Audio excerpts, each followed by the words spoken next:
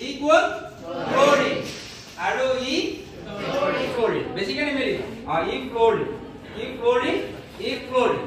ঠিক আছে নহয় জানো এতিয়া ধৰি লোৱা এটো ইলেক্ট্ৰন মই ইয়াৰ ওচৰদি লৈ গৈ আছো তেন্তে ই পটককে ধৰিব পাৰিব কাৰণ নিউক্লিয়াছৰ ওচৰত আছে অধাতুৰ নেচাৰটো কি ইলেক্ট্ৰন গ্ৰহণ কৰা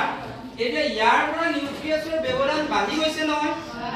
ই পটককৈ টানি লব পাৰিব গ্ৰহণ কৰিব পাৰিব ই ইয়াৰ তুলনাত সোনকালে গ্ৰহণ কৰিব পাৰিবনে নোৱাৰে কাৰণ নিউক্লিয়াছৰ পৰা বহিকক্ষৰ ব্যৱধানটো বেছি আৰু তললৈ যিমান আহি থাকিবা ব্ৰমিন আৰু বাহিব ব্যৱধান বেছি সহজতে লব নোৱাৰিব আৰু প্ৰথমে কৈছো যি সহজতে ইলেক্ট্ৰন গ্ৰহণ কৰিব পাৰিব কি বেছি অধাতুমীয় হ'ব গতিকে কোৱাচোন ফ্লোৰিন ব্ৰমিন বা আয়োডিন এই গোটেই চাৰিটাৰ ভিতৰত কোন বেছি অধাতুমীয় হ'ব কাৰণ ফ্লোৰিনে সহজে ল'ব পাৰিব কাৰণ নিউক্লিয়াছৰ পৰা বহিকক্ষটো তাৰ ওচৰত আছে বুজি পালা এতিয়া আমাক যদি এৰেঞ্জ কৰিবলৈ দিয়ে অধাতৱীয় ধৰ্মৰ ঊৰ্ধ্বক্ৰমত বা ধাতৱীয় ধৰ্মৰ ঊৰ্ধ্বক্ৰমত নিশ্চয় পাৰিবানে নোৱাৰা আমি যদি বেলেগ শাৰীত লওঁ